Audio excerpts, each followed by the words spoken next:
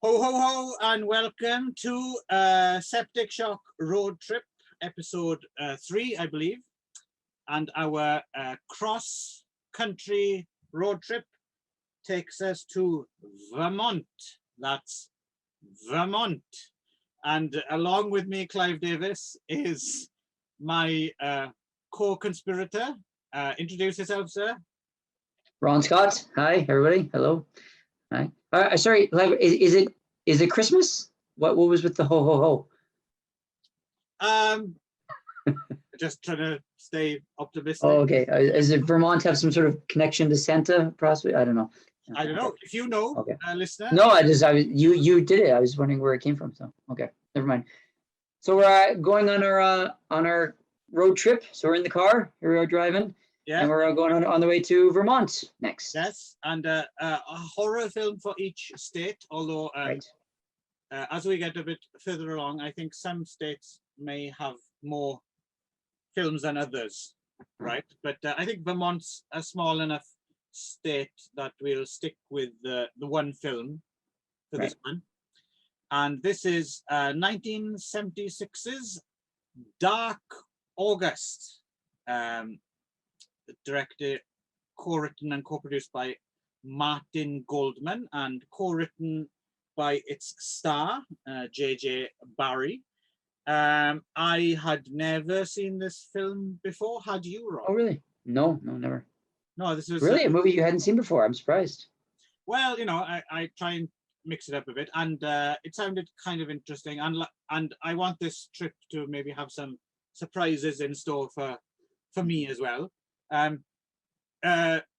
You should know that there is a high definition Blu-ray version of this film available, but it's on a limited edition box set that Arrow Video put out, the American Nightmare box set, volume 1. There's 2 volumes, which actually are the kind of regional horror films of the 70s and 80s, that the kind of things that we're probably going to be talking about. So regardless of our opinion, which we'll get to, of Dark August, this is very much the kind of film I had in mind when thinking about this this limited series that we're doing.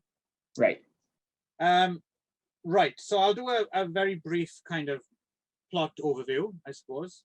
Sure. So the aforementioned J.J. Barrie plays this. I don't know what he is. Is he a carpenter, an electrician? Yeah, something like that. I mean, he builds his own. No, I think he's an artist, actually. Isn't his wife an artist? No, I think he's an artist as well. I think he's an artist, and he's building his studio. That's the thing he burns down. Is his studio. That's right. That's right. Yeah. Right. Yeah. Anyway, he's a New Yorker, which was. I don't know what that accent was. I just did, but it certainly wasn't a New York accent. But he finds himself in Vermont, which is a bit of a hipster paradise, according to this film, right? Specifically, Stowe, Vermont. Stowe, Vermont, which just written and set in Stowe. Seems to be full of people who have opted out of the rat race, sleep in late, and they all have some kind of hobby like painting or sculpture or something like that, and looks like a very nice, relaxing community. Place for an artist to live and paint. Yeah. And I guess Vermont, I don't know much about Vermont, but it does have a certain kind of reputation, I think, right? The whole moonlight in Vermont and all. Yeah, I've never been to Vermont either, but I think Vermont is like a really big place for vacationers, and saying there's like resorts and nature. I think there's a lot there. So you go to I think there's skiing, lots of ski hills. I think skiing in Vermont. Right, a place to chill out, I guess. Yeah. Sorry, I didn't finish my earlier thought. I was going on about this is available on Blu-ray, but we watched VHS. Right. Which wasn't bad, actually. I've seen much worse. I can't imagine that the Blu-ray is that much better. So I don't know. I mean, I've been surprised before. I mean, sometimes when the photography is really brought into sharp focus, right? Sometimes it does make a difference. But no, this film seems like, I don't know, it seems right to watch it on VHS. Yeah, it felt like it was like a VHS kind of movie. Yeah, yeah, and I waited to watch it late at night as well, which also seems right. kind of apt. Right. Kind of slightly dozing off on the edge. Yeah, like dream-like. Yeah. Sophomoric kind of. Yeah. So JJ Barry plays this guy, whatever the fuck he does, and he's in Vermont and enjoying his life there, I guess. But it turns out that he had accidentally run over a young girl with his pickup truck. This is all kind of drip fed to us, right? Which is goes back to our first state, Pet Cemetery. Right. Yeah. So the girl, just like in Pet Cemetery, the girl was just running through the field, runs onto the road, and he just happens to be driving, and he's now the truck driver who happens, or in this case, his car driver, happens to hit the girl by accident. And her grandfather, who I guess blames him entirely for the accident, obviously has never forgiven him and is kind of always kind of lurking around, sitting in his garden, staring at him, making him feel uncomfortable, basically. Like, but that's, is it the grandfather? So that's the other thing. I don't think it was the grandfather. I think it's the grandfather's friend. Oh, was it? Yeah, because the grandfather, you see closer to the end when he confronts him at, in front of the truck, right? So, but the other guy who's like this real weird guy, that's just a friend of the grandfather. The grandfather does turn up every now and again. Yeah. But the lurker is not the grandfather. No, the one we another guy. Stop is this other creepy bearded right just hanging around. Yeah, so he doesn't forget, I guess, and obviously this is taking its toll on JJ Barry, and he has kind of like a panic attack or a heart attack or something like that. And yeah, and at the sorry, are you talking about in the store? Yes. No, so I guess we'll have stuff to talk. I wasn't sure if we're gonna have much to talk about with this movie, but I didn't get that it was a panic attack. I thought that was the curse. Well, this is interesting. Yeah. What we'll get into is there actually a curse or not? Yeah, is there a curse? That was anyway. So okay. I thought that was the manifestation of what the curse was, I guess. Well, it could be, right? Okay, so right. Okay. Yeah. So as you mentioned, he slowly descends into madness. Yeah, he starts to believe that maybe he has been cursed, right? And eventually he goes to visit this woman who's either a witch or a psychic, played by some kind of spiritualist, I believe is what it's called. Yes, played by Kim Hunter of Streetcar Named Desire fame, of course, and Planet of the Apes. Yeah, and although that could have been anyone under the mask. Yeah. So, and yeah, he goes to her, and she gives him a bit of advice. You should burn down your studio that he's building. So he burns down his studio. Firefighters turn up, and he's like wrestling with firefighters because they're trying to put the fire out, and he's like, no. Right. He's like fully bought into the spiritual treatment, or sort of like, I guess, the spiritual cure to his curse that he believes he has. Yes, and also he seems to think that maybe there's a demon following him, maybe. Right, there's a dark, shadowy figure that he's and then behind trees. After they've burned down the studio, they do have this kind of, I don't know what you'd call it, kind of seance or ceremony or something. But then the creepy old dude with a beard turns up with a shotgun. I think that was the grandfather, though. There's a they look so similar too, though. Yeah, and he shoots Kim Hunter before she can kind of get anything done. But then something, as he's despite the fact that it was already like a 10-minute long scene. Yeah, but as he's fleeing, something seems to attack him. I'm not exactly. I didn't see anything. I actually rewound it because I was like, what happened to him? But he just was running and just falls down and dead. Yeah, there's like, no. Something's after me, kind of. I couldn't see anything that was there, or they didn't. Yeah, I just thought he just sort of had a heart attack, or just sort of like a right. Ran. Was too old to run. I don't know. And then later, I mean, this is all as we're retarded or weren't paying attention. This is all very deliberately kind of ambiguous and right.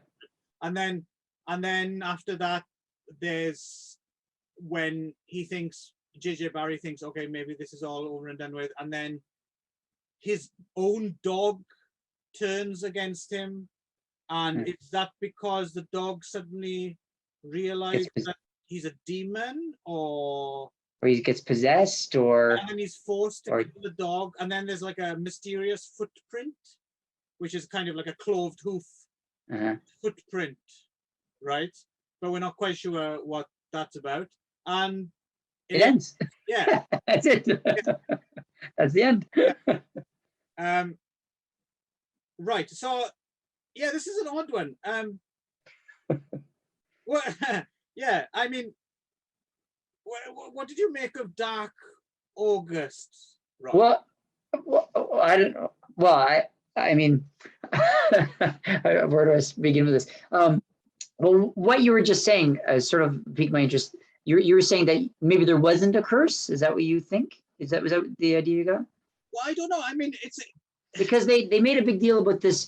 The grandfather or the grandfather's friend. They were chanting, and there's like that black rock thing that I don't even know what that was. There was a bunch of occultist.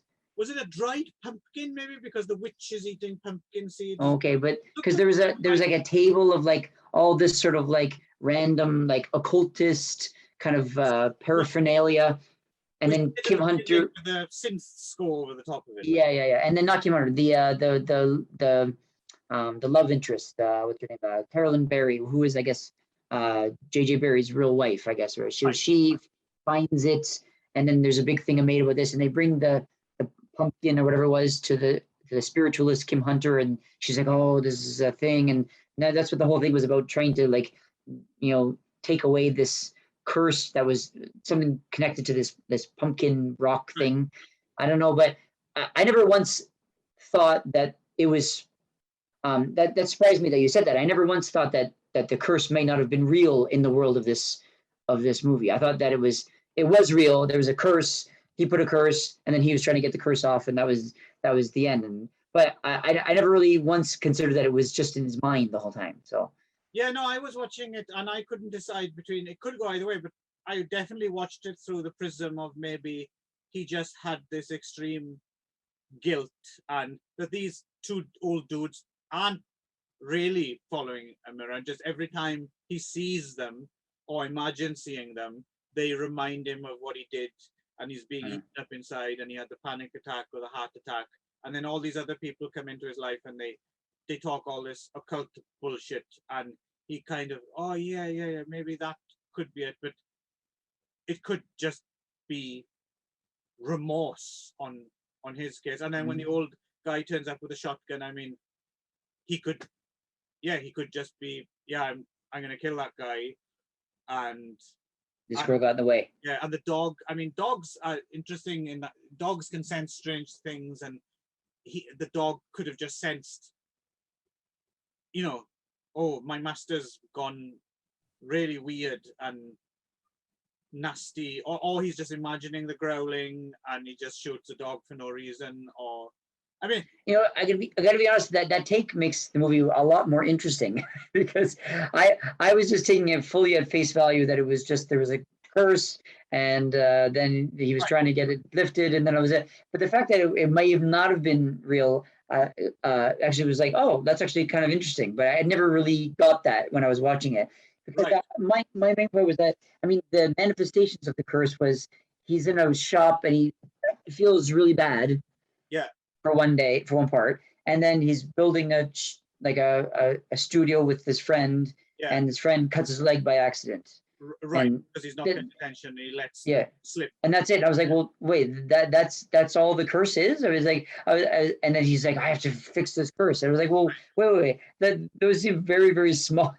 Like, if they were going to make it a real curse, I was expecting more, like at least more reason. But thinking about what you just said, that actually makes it a lot more interesting that it was just in his mind and he was just remorse and a little bit weak-minded and easy to believe in that kind of stuff, right? So, I mean, that's how I read it, just because I think if you take it up as a straight up occult thriller, it's a very non-thrilling. Well, it is. It was. That's what I was thinking. It was like it was so boring. I was like, then what is if this is a cult thing? Well, what's the like? Why didn't they do more with it? Like it was really quite boring. But seeing what, oh, maybe I need to go watch it again.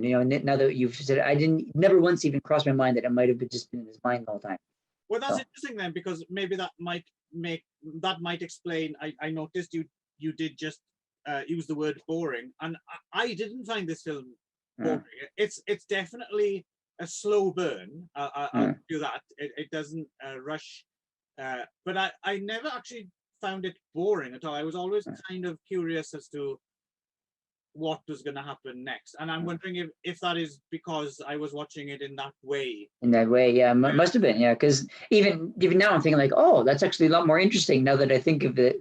But I never once considered that it might not have actually been a real curse, because all this like paraphernalia and stuff. I like even the very very first scene, or even the credits. Yeah, I think as you hear the grandfather doing this chanting thing, right? Like, right. So I just assumed, I guess, in the world of this movie, that it was like that's what the reality was, right? So now there is, of course, the possibility that I'm making all this up in my own head.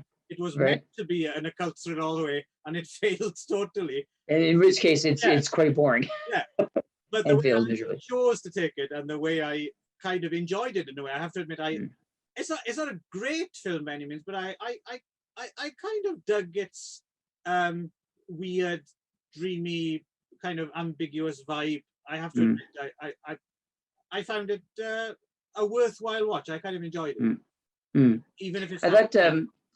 I thought J.J. Barry was a bit of not the best leading man. I find him. Right. So what? Yeah. Write himself the script, right? Yeah, which kind of surprised me, because being the New Yorker and this kind of thing, he's definitely kind of like a kind of a bigger, like kind of muscular guy. Like he seems like a real tough, like kind of masculine kind of guy.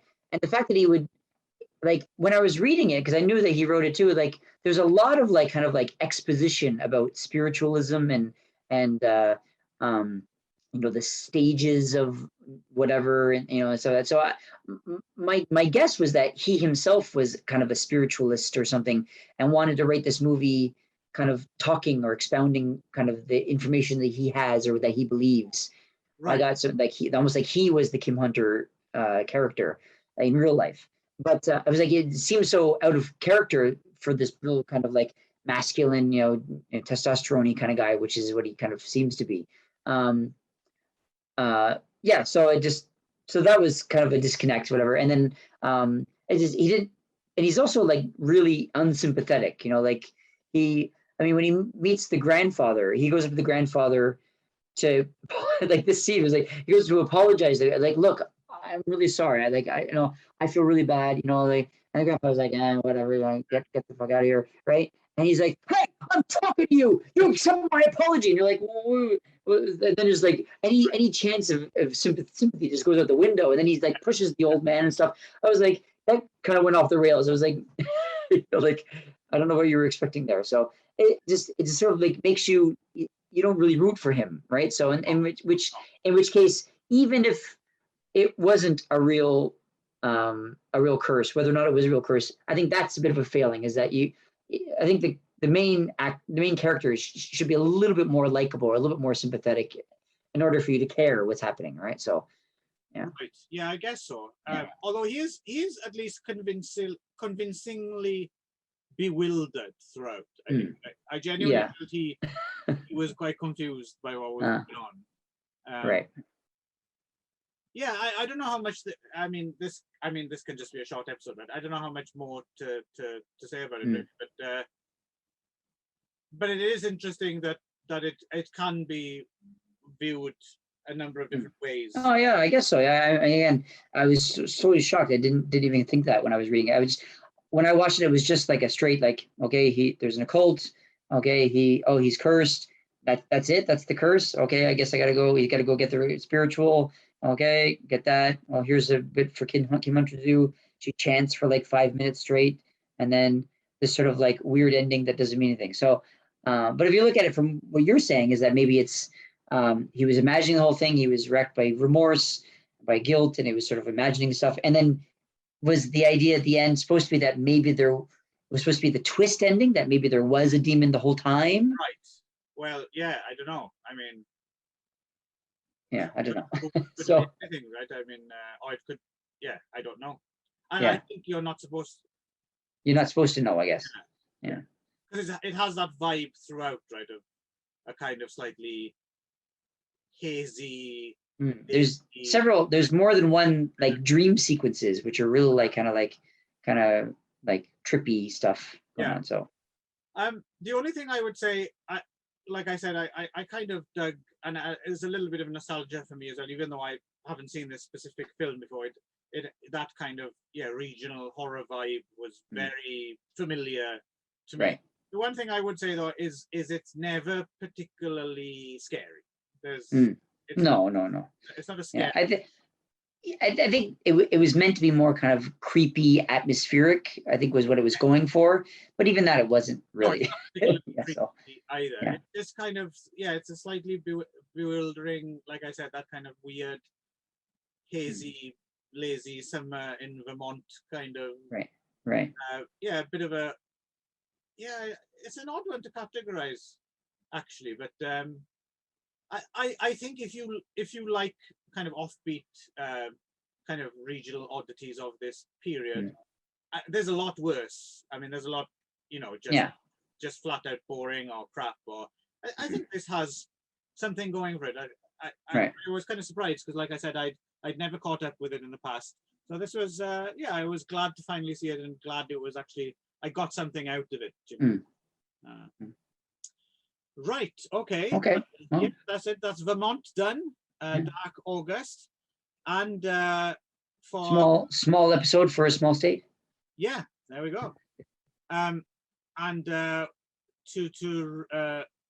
play us out then, because we always have this is the 60s garage rock state by state road trip as well, from Vermont, Burlington, Vermont, I believe, on the Takeover record label from 1967. This is Chosen Few, not the other band Chosen Few, with their song Get It On Life.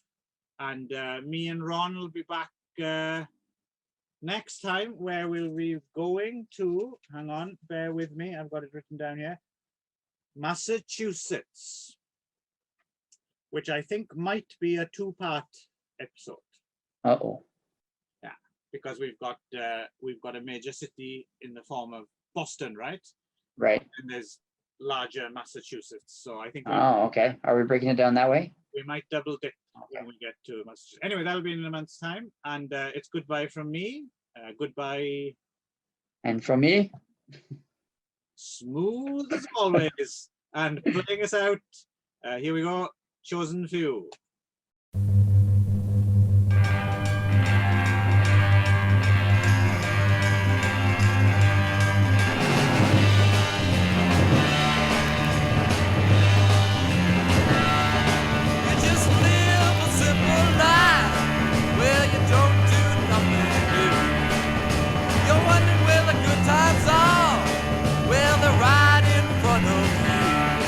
Stop being a front, get in the fun.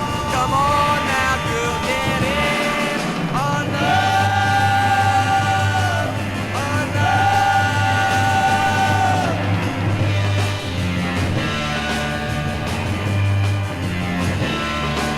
You've been told that there's only one way, and that's by living by the rules of the day. If you keep on living like that, you're gonna die like the rest of them have. Break free, let go, let everyone know you're not gonna be a number in society. In society.